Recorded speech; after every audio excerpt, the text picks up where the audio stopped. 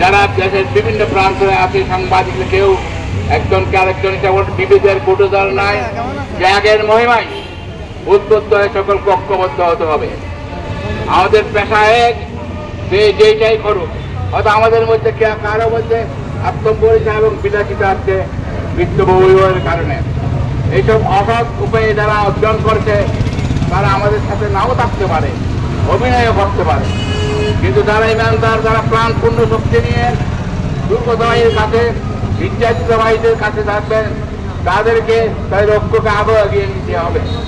আপনার Chittagong reporters association আজকে যে প্রোগ্রাম করেছেন সেজন্য আপনাদেরকে ধন্যবাদ জানাই।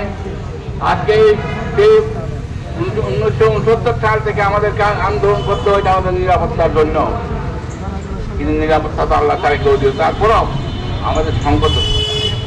আপনাদের সকলের দীর্ঘায়ু সুস্বাস্থ্য কামনা করি এবং যে তাকে হত্যা করা হয়েছে তার হত্যাকাণ্ডের বিচার দাবি করি। শুধু বিচার দাবি নয়, এর পিছনে যদি আমাদের কোনো মিডিয়ার লোক থাকতে, কোনো শয়তানও যদি দিয়ে থাকেন, তাদেরকে উন্মোচন করার দাবি। আল্লাহ হাফেজ। নির্মম আমরা এই হত্যাকাণ্ডের প্রতিবাদ সবাইকে করতে হবে।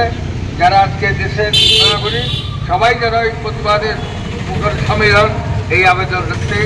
আরেকটি ঘটনা, এই হত্যাকাণ্ডকে নিয়ে একটি চক্র মিডিয়া ট্রায়াল শুরু করেছে, নির্মম মিথ্যাচার। সেই মিথ্যাচারের সাথে বাংলাদেশের আগামী দিনের জনপ্রিয় যে রাজনৈতিক দল আগামী নির্বাচনে ক্ষমতা আসার সম্ভাবনা রয়েছে, তাদের বিরুদ্ধে মিথ্যা বিভ্রান্তিকর তথ্য অলরেডি ছড়ানো হয়েছে। কিন্তু আমরা জানি এই ঘটনা একটি মহিলাকে কেন্দ্র করে হয়েছে, অথচ মিথ্যাচার, উত্তক্তকরণ এবং তার সেই মহিলাও কিন্তু একটি সন্ত্রাসী গ্রুপের সদস্য, চাঁদাবাজির সাথে জড়িত, অথচ এর সাথে বিএনপিকে জড়িত করা অত্যন্ত নিন্দনীয়। আমি এর প্রতিবাদ জানাই এবং যারা এই মিডিয়াটার সাথে জড়িত তাদের বিরুদ্ধেও যেন সবাইকে সোচ্চার হতে হবে। কারণ মিথ্যাচারের মাধ্যমে কোনো রাজনীতি প্রতিষ্ঠিত করা যায় না এবং সংবাদপত্রের সাংবাদিকের দায়িত্ব হচ্ছে মিথ্যাচারের বিরুদ্ধে রুখে দাঁড়ানো। আমরা এই দুই হত্যার প্রতিবাদের সাথে সাথে যারা এই মিথ্যা ট্রায়ালের সাথে জড়িত তাদেরও বিচারের দাবি জানাচ্ছি। আপনাদের সবাইকে ধন্যবাদ।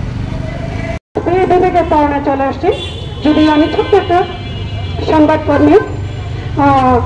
আমার পূর্ববর্তী বক্তা আমাদের শ্রদ্ধেয় রনি ভাই এবং আমার লেলিন ভাই যা বলেছেন আমি আমাদের কথাই একমত পোষণ করছি। পাশাপাশি এই ধরনের এখন নির্মম হত্যাকাণ্ড ঘটানোর জন্য তীব্র নিন্দা জানাচ্ছি।